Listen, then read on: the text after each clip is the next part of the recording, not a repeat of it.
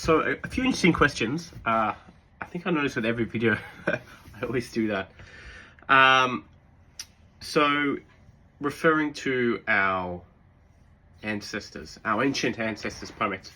I'm not someone that's well versed in evolution or evolutionary biology, but in saying that, as similar as we are to, like say, chimpanzee or gorilla, etc., we're obviously also vastly different if you just purely look at an aesthetic point of view and how we're built. So our diets are also very, very different. That's probably part of the reason why we obviously evolved from that species to what we are now. For better or worse, that's up to you to decide. If you really want to watch Planet of the Apes, you can make that decision as well. In saying that, we do have quite a varied food palette, maybe comparatively, especially with the aid of cooking. And the question was, why do these animals maybe eat so many fruits and vegetables and are so big? Again, biologically, they are still built very, very different than we are. And I do also believe that they are constantly eating a lot more volume than we do, probably calories as well. In saying that, I do believe that monkeys, especially chimpanzees, do actually also eat sometimes smaller prey and insects. So, there is a degree, I guess, of other forms of protein that don't just come from plants that they have eaten and digested. So for me, when I'm talking about protein, I generally categorize that as dairy products, eggs, poultry, or, chicken, turkey, etc., beef, pork, or any other type of meat, and seafood from an animal perspective. And then a non-animal perspective, I'd look at soy products. And then from a supplement perspective, again, can be soy, can be brown rice, isolates, can be whey or casein isolates. It just really depends. So basically foods that are higher in protein. If you want to get a better understanding of this, you can Google the protein. There's like a protein chart, and it will kind of give you certain tiers of protein, or certain types of protein, I should say, sorry. And it will give you the rating tier, which is maybe digested best or broken down best by humans for use. So generally speaking, proteins that are the best for people who are trying to put on muscle mass or for general health in terms of digestibility are ones that come from animal products. That doesn't necessarily mean the most healthy. That's very dependent. That's something you can talk to with a physician about. I know there's a lot of conflict on that particular topic online and in the health sphere. I personally don't see an issue with eating meat or not eating meat. Just if you don't eat meat, generally speaking, those proteins aren't utilized or digested as well as people who do eat meat. So you might have to eat more if you're quite serious about wanting to put on muscle, gain strength, etc. So again, that's something to chat to a nutritionist or a dietitian about. That's not my field. I'm not going to pretend I know a lot about it. But if it's something that you're really interested in and you have the funds to, yes, maybe book an appointment with someone who is qualified as a nutritionist or a dietitian. Or alternatively, what you can do if you don't have any dietary restrictions, like I said, maybe just Google the protein digestibility chart, and it can show you which proteins are digested the best or have the best quality for you if you're wanting to be quite serious about making muscle gains.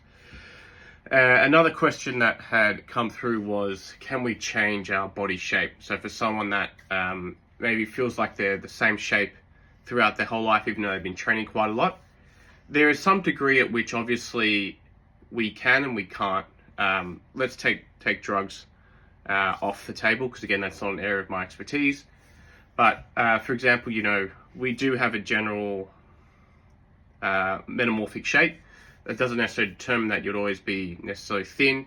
You can make a thin person fat or a fat person thinner/thin, depending on their diet and the consistency of that. So for me, for example, I'm 6'2". I guess I'm more on the lean athletic side.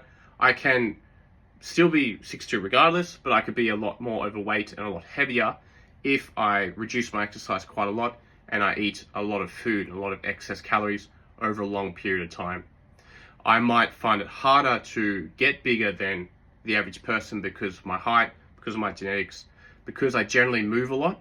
I'm someone who's also a bit of a fidgeter. Like if you ever sit with me at a table, firstly I feel sorry for you for having to do that, but secondly notice like I bounce my leg a lot, or I kind of move around just because I'm a bit of a jittery person. So by that default, I might burn more calories than, say for example, someone who's also 6'2", but is more of a stationary kind of chilled person. So yes, your body shape can change. There's a big genetic aspect to that. As we talked about before, there's a genetic aspect to where you might see changes in your body in terms of weight loss or weight gain. For example, some people, find it harder taking off weight around the midsection. Some people find it easier. From a muscle perspective, this is also true. So for when we're training, some people might find it really easy to put on weight around their thighs and the bottom. For me, for example, I put on weight, muscle or fat, I put on weight around my butt quite easy. A pro or a con, it might be more of a pro if I learn how to twerk, but unfortunately, that is not a skill I can have. Also, I'm a very stereotypical white guy, terrible dancer. But that's another problem. So yeah, there is a big genetic aspect to that. So for some people who are always on that kind of skinny side, they might have to dedicate quite a long time bulking, going through a bulking phase. With that, there also has to be a comfort of understanding that, hey, I might actually, put on a bit of fat. Firstly, and to be comfortable with slowly and consistently putting on that fat and hopefully muscle as well. But getting bigger, psychologically have to be comfortable with that. And then, we can go through phases where we're kind of slowly bulking. When we get to an amount that we may be happy bulking for, then we do a bit of a cut, bulk, cut, bulk, cut. And you can see slowly over time with this consistency that you'll be slowly getting bigger and bigger. Yes, there's going to be a genetic set which everybody's going to hit. That's very dependent on the person. And then again, that's where other activities such as drug use might come into play to increase your genetic threshold from what you might naturally be able to do. But that's a topic I have no knowledge or interest about. But yeah, just kind of keep that in mind. So yes, you can change your body. Again, this person was more referring to being quite lean. I think finding it harder to get thick with a double C, as usually on the bonier side, but it might take a lot of work for them. So if there's someone that, A, may move a lot, B, might find it hard to consistently eat a lot, then their body's probably going to naturally kind of set towards that bonier side. If you really want to make the effort to try and get more muscular, get bigger, just understand you're probably going to have to go through quite a few dedicated kind of bulking phases to increase your fat and muscle mass, and then over time, as we were talking about before, kind of bulk and then cut a bit, bulk, cut a bit. So you're just slowly over time chipping away and building more and more muscle, and then over time, obviously, slowly cutting your fat back so you can see these results at which you've earned, really. So with anything, this is not a quick thing. It's going to take a lot of time and dedication. On the flip side of the coin, for someone who might be on the larger side and wanting to get thin, I think there's also some realistic parameters that have to be at play. So like the skinny person, they may not be like huge and jacked like a fridge just because their frame isn't built like that. For someone who might have a larger frame, putting aside fat mass, not everyone's going to get skinny. For example, me as well. I'm not going to get skinny like Naomi Campbell. As much as I might want that, her frame and her genetics are just completely different to mine. And the aircon's going, cool. So for someone who's on the larger side and wants to get thinner, again, it's just going to take a long period of time and consistency where we're trying to slowly, sustainably build a healthy lifestyle around this, so it can be something that can be sustained for their life. And just like someone who is bulking, cutting, for this person, they might go through kind of a dieting phase, slowly, incrementally cutting their calories until they hit a certain point in their dieting phase. We're like, hey, I'm getting a bit of either mental or physical fatigue with this. I need to kind of reset a bit. And then they might go back to what like a maintenance calories might be. So they kind of even out a bit and then slowly diet down again, even out a bit, slowly diet down again, even out a bit.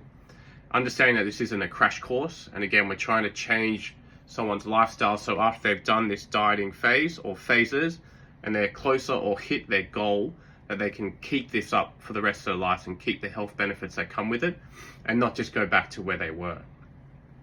In saying that, regardless if I'm trying to bulk up or get more muscular or diet down and get thinner. For everybody, there has to be some sort of realistic expectations and a realistic time frame, as we kind of mentioned before. So for me, for example, realistically, I'm never going to be Naomi Campbell, or for me, realistically, I'm never going to be Dwayne Johnson. Like, those two body shapes are just something that I can not attain. I'm not saying I want to, but I could not attain. So it's just trying to see the progress of what I have within myself. I'm trying not to compare myself to other people who are either going through this same journey or who have a body type of their own, because this is my personal journey. This is going to be something where I'm going to have my own struggles. I'm going to hit certain plateaus at certain points, and it's something that I have to understand that everybody's different. And as we said, everybody's going to lose fat or gain fat in different places, different areas over different times, and that's just acceptance. So I kind of hope this helps. I think, again, a few little key takeaways here. One, whatever your goal is, get bigger or get smaller, it's going to take time and consistency. There's going to be struggles on either end of the spectrum. For the smaller person trying to get bigger, essentially you have to be having to be comfortable with putting on fat for maybe a long period of time, having to maybe stuff yourself a bit more than what you're comfortable or used to with. Some people might see that as a pro, some people might see that as a con, depending how much you like food. And then, also the psychological side of understanding that, hey, I have to put on fat to put on muscle, and I have to maybe do this for a sustained period of time and be comfortable with holding extra fat. From a person getting bigger to wanting to get, from a person who is bigger to wanting to get smaller, again, you have your own set of things you might come into. For example, understanding that there's going to be periods of where I'm doing phases of a diet or a calorie restriction, and there's going to be periods where I'm going to be feeling uncomfortable and kind of questioning why I'm doing this, and there's going to be struggles of, hey, wanting to reset or rebound and eating more than what you are currently, like what you were used to, and going back to your old ways. So as I was saying, it's kind of about changing your lifestyle and understanding that you're doing this for the better of your health. And it's going to take time and consistency, and there's going to be periods where you may not feel like you're losing weight. You may, with the guidance of a trainer or nutritionist or a dietitian, you may want to not come out of a dieting phase, but you might have built up so much fatigue physically that you should come out and go back to a maintenance period. And that's why it's important to have the guide of a professional if this is something that you do struggle with. And other aspects of maybe finding it hard with your friends and families to kind of cope with trying to change your lifestyle when they may not support you. Again, sorry, I've still got a bit of a sore throat, so my voice might sound a bit different. And for both these people, I think one of the other aspects is having realistic expectations, especially someone wanting to do this naturally / drug free. Just understanding that everybody's own body shape is very different. So they may look different when they're losing weight or lost weight, or may look different when they're putting on weight or have put on weight. Excuse me again. And just kind of understanding that. And it's about being happy with your journey and understanding that we're all going to look different at what our end goal or lifestyle is. And just understanding that it's the trying to have the joy and the little successes that come with the journey as well at the end. I hope that helps. And to everybody who's wanting to better their health, even if it's for vanity reasons or for other lifestyle related reasons, I think it's awesome, and keep it up.